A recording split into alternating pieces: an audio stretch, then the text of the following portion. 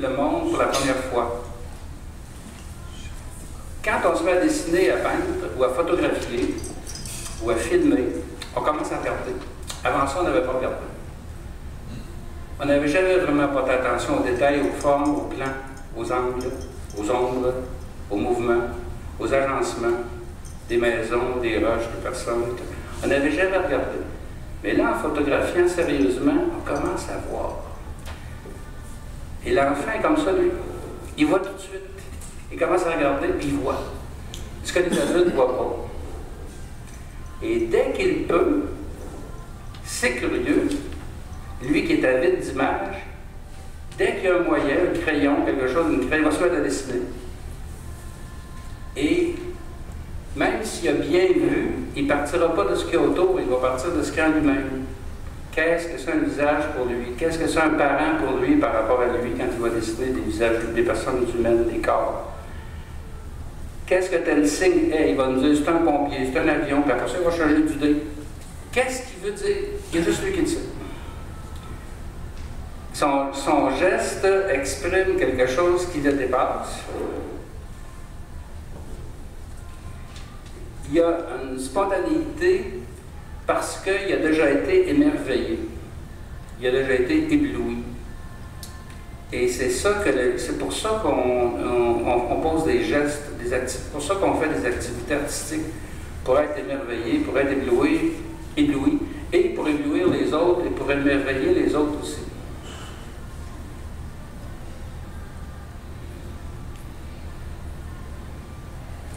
Si on ne redevient pas enfant, on ne fera jamais de poésie, on ne fera jamais de peinture, on ne fera jamais de cinéma.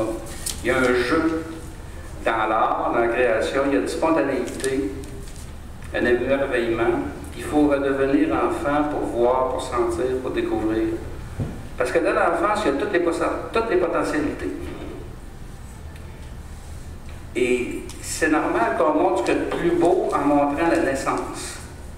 Comme Botticelli montre la naissance de Vénus. Voulant montrer la beauté parfaite, absolue, mais aussi la jouvence, la jeunesse éternelle. Ça correspond. Et les chevaux préhistoriques sont la jeunesse. Pas la jeunesse des chevaux, la jeunesse de l'être humain. C'est ça qui peint. S'il y avait peint des chevaux dans le champ, il aurait mis des montagnes, il aurait mis des roches, il aurait mis un environnement. Il court de bord. Il court comme la jeunesse court sans se fatiguer. Quand la fécondité absolue, sacrée, court sans se fatiguer ou agit sans se fatiguer. C'est l'être humain qu'on voit là. Dans la grotte Chauvet, on ne peint pas de personne. Une seule représentation d'une partie du corps féminin, accouplée ou accompagnée avec un auroch ou un taureau immense qui existait dans la préhistoire. C'est la seule représentation. Mais accouplés, c'est-à-dire collés ensemble, imbriqués l'un dans l'autre, représentant la force, la fécondité, sûrement la capacité de se maintenir, de donner la vie dans ce procès. C'est un peu mystérieux. Dès l'origine, on puise à l'intérieur de soi pour montrer des puissances occultes qui nous dépassent, qui sont suprapersonnelles, qui ne sont pas individuelles, qui ne sont pas uniquement subjectives, qui sont objectivement présentes. Des puissances qui sont objectivement présentes. Quand quelqu'un dit « je suis tombé en amour », c'est quelque chose de plus fort que lui, objectivement, qui le rend fou, attentif, heureux, content, triste. C'est pas lui qui a inventé ça. L'amour ne vient pas de nous. L'amour nous a donné. Comme la langue qu'on parle. Comme nos saveurs qu'on aime. Quand on est habitué à ressentir ça sent bon, ça sent mauvais. On voit dans notre pays, c'est pas pareil. On a tout reçu de la société. Et il ne faut pas s'emballer pour notre sujet, pour notre subjectivité. C'est une des thèses que je défends. Redevenir enfant. Redevenir préhistorique. Pourquoi toute la peinture qui existe est préhistorique? Au début était la naissance, la jeunesse, la puissance, et on ne peut pas abandonner ça. Il y a une mémoire active qui vient depuis 40 000 ans ou plus, qui est essentiel pour être humain, pour continuer à être humain, pour chercher à être plus humain, à nous mesure humain, et pour nous donner le courage de continuer. Bergson, le philosophe, disait si les êtres humains, il y a très longtemps, n'avaient pas eu les mythes, ils seraient morts de peur, de tristesse. Parce que dans la mythologie, dans l'expérience du sacré, on prend confiance. Parce qu'on revient en contact avec la source vitale de toute chose, intérieure et extérieure. Et on voit clair, et on comprend l'essence de ce qui arrive. Notre place dans l'univers, on s'installe. C'est très important. Être préhistorique, c'est aussi chercher à se rattacher à une expérience fondamentale qui a eu lieu dans les grottes préhistoriques avec les parois peintes recouvertes de fresques, où les gens, s'éclairant avec des torches ou des petits feux, vacillants, voyaient leur ombre se mêler avec les images d'animaux qui sont sur un relief, et lorsque la lumière change, ces animaux-là bougent, courent, se déplacent.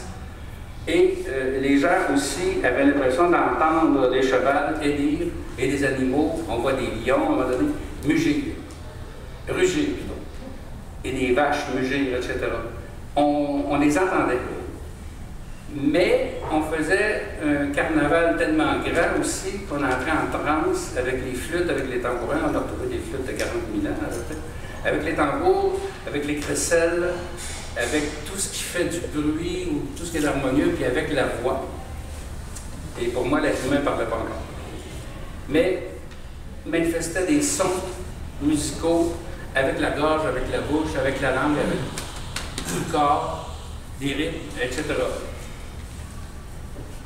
Et si on a perdu complètement contact avec l'opéra primitif, qui est l'art total que visait Wagner, que visent les cinéastes, danse, musique, chant, images, costumes, histoire, scène avec des images, ainsi de suite. Si on perd le contact, on ne fait pas de l'art. Et on disparaît comme espèce humaine. C'est là qu'on devient humain. C'est à ce moment-là, dans la participation collective totale, communicative totale, avec l'épanouissement du corps, l'épanouissement de l'esprit, l'unité avec l'univers. Tantôt, quelqu'un parlait de ça. L'unité et prendre sa place dans un monde signifiant, un monde de sens. On disparaît.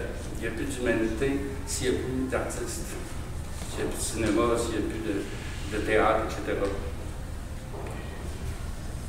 Qu'est-ce qui reste dans l'art plus moderne, qui était dès le début, dans les grottes préhistoriques, puisqu'on ne peut pas perdre ça, on ne peut pas se détacher de ça. Il reste des images, des mouvements, il reste des histoires qui sont racontées, un peu comme les mythes. Qu'est-ce qui reste comme son, danse, musique? Eh bien, il faut regarder attentivement, analyser les œuvres attentivement. Dans La naissance de Vénus de Botticelli, on voit une femme qui sort d'un grand coquillage et autour, il y a des divinités. La divinité qui souffle, c'est le son. C'est la musique. Et on voit très bien le souffle et on voit tous les vêtements qui bougent. Okay? Et les cheveux, les vêtements des autres divinités, parce que Vénus n'en a pas, les vêtements, les cheveux au vent. Le mouvement de danse, les éléments, le vent, la musique, le son, c'est des vestiges. Et d'autres, souvent quand on analyse le tableau comme il faut, là, je viens de perdre un bout, le mouvement, le son, on le voit par le dieu éolien, le dieu éole qui souffle. Le mouvement, la danse, c'est les vêtements qui bougent, les cheveux. Bon.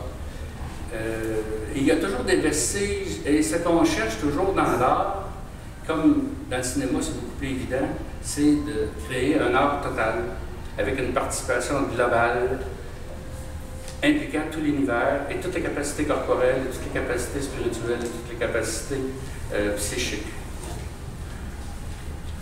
Alors, on viendra à Bokura plus tard, dans l'art abstrait, etc. Donc, il faut être préhistorique pour peindre. Le point 8, ils vont le dire ça sur le oui. En peinture, on ne reproduit pas les choses qui nous entourent. Évidemment, si on prend l'art abstrait, surtout au 20e siècle, là, on voit bien qu'on peut faire de l'art sans reproduire rien, sans copier rien, sans imiter rien. Kandinsky, par exemple, bon, toute une série d'autres. Et quand on regarde les œuvres du 19e siècle, on remonte jusque dans l'Antiquité, on voit bien que la Vénus de Milo, par exemple, que tout le monde connaît, c'est pas une copie d'une femme. Il n'y a personne qui est fait comme ça. Et quand on voit les cariatides à Athènes, les personnages féminins colonnes qui soutiennent un doigt, il n'y a personne qui est fait comme ça. L'art transforme, magnifie, allonge, diminue, raccourcit, grossit, etc. Le corps humain. On se donne des proportions, par exemple, le nombre de têtes dans un corps. Ça ne correspond pas à nous autres. Ça ne correspond à personne, d'ailleurs. Toujours, les artistes ont modifié, transformé les choses que l'on peut voir et en emporté des milliers d'autres que l'on ne peut pas voir, que l'on ne peut pas entendre.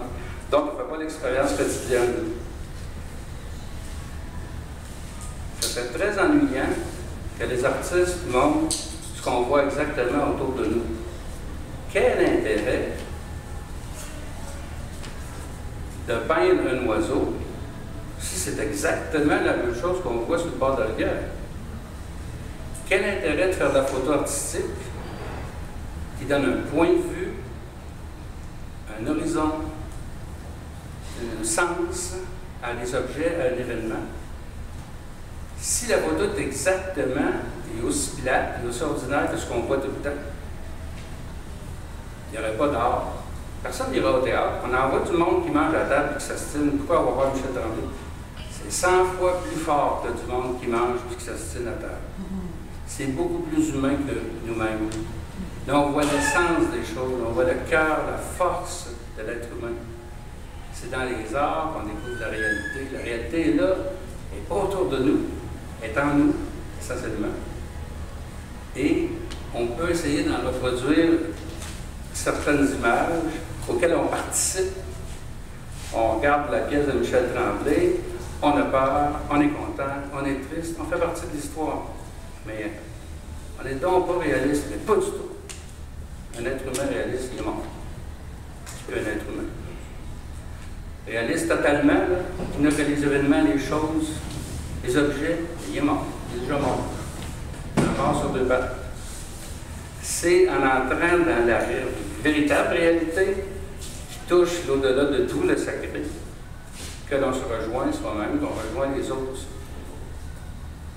Donc, on ne copie pas, on n'imite pas, on ne représente pas. Et lorsqu'on fait un oiseau, j'espère que Muriel va nous parler un peu de son urubu.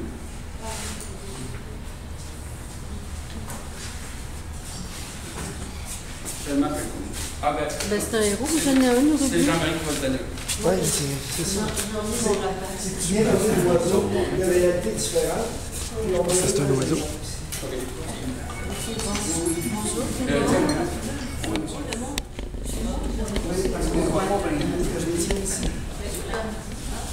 Bon, j'ai réfléchi avant de venir ici. Bonjour, mon nom est Muriel Dumas. C'est ça, c'est sur l'acte de peindre. Donc, j'ai réfléchi ce soir. J'ai réfléchi une fois par année, c'est à soir. Voilà, qu'est-ce que j'ai à dire sur l'esprit de la peinture et l'acte de peindre. Je l'ai puisé dans... J'ai eu un inspirateur, Shunryu Suzuki, qui parle de l'esprit du débutant. C'est la même chose que l'esprit d'un enfant. Puis il dit des choses magnifiques. Il dit dans l'esprit du débutant, contient toutes les possibilités, mais celui de l'expert en contient plus. Puis pour peindre, je crois qu'on doit avoir un esprit vide, c'est-à-dire toujours prêt pour quoi que ce soit, puis ouvert à tout. J'ai déjà eu un professeur, moi, à l'âge de 20 ans, qui s'appelait Gamal Assaad. Puis c'est lui qui m'a accouchée en tant que peintre, ça je le dis aujourd'hui.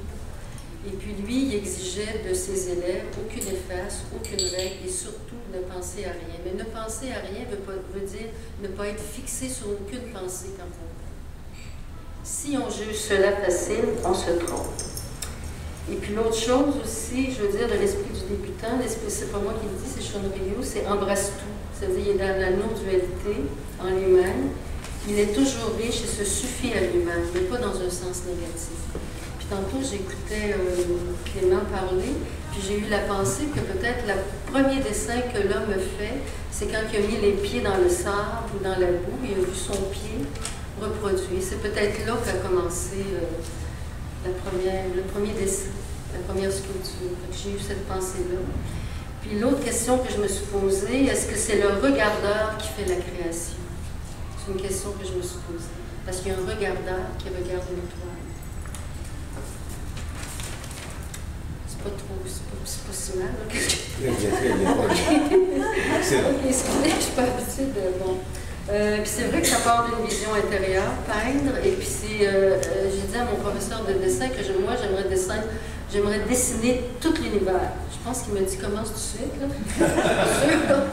Et puis aussi, j'ai dit aussi dans ma réflexion qu'il faut être amoureuse du cosmos. Pour peindre, il faut être une amoureuse, un amoureux de tout.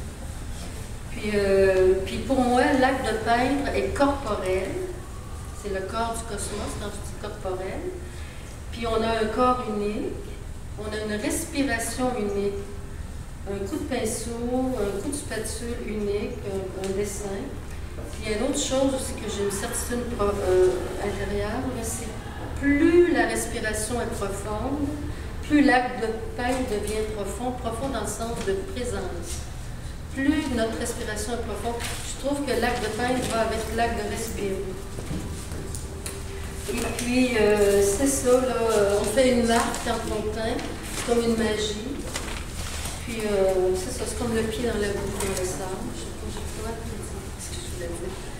J'avais jamais réfléchi à l'acte de peindre, excusez. C'est bien, c'est formidable. OK, fait que c'est ça, là, je vous présente. Formidable. C'est ça, j'ai participé à un concours. On pense que les concours, ça renferme. Je faisais pas beaucoup de figuratifs, excusez mon micro. Je faisais pas beaucoup de figuratifs, j'étais plutôt dans l'abstrait, semi-abstrait. Puis là, en février, il y avait le lac Saint-Pierre, le symposium. C'est la première fois que j'assistais à un symposium.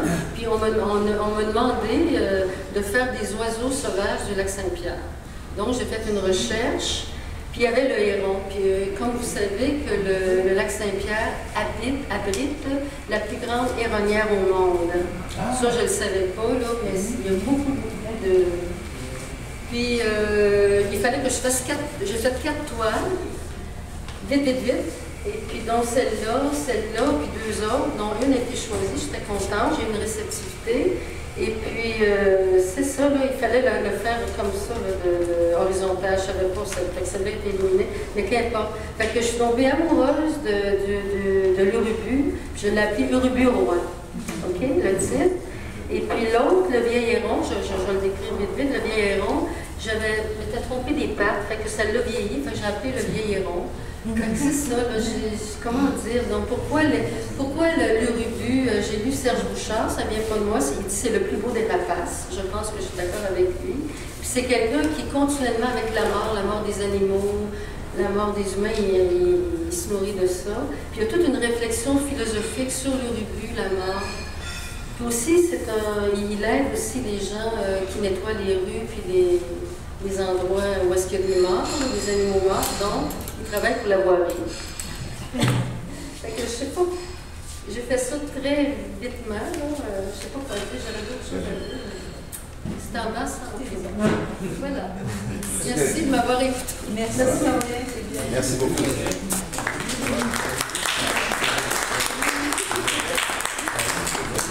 Je vais présenter une dernière œuvre qui n'est pas de moi, qui est d'Alexis Loranger, qui est assis sur le haut côté.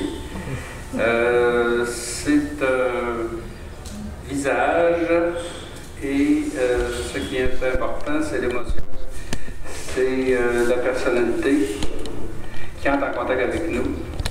Et s'il veut ajouter d'autres choses, ben, c'est lui-même qui va le dire. Moi, j'ai fait ce tableau-là à partir d'une photo d'une jeune tzigane. Moi, j'ai jamais parlé de ce que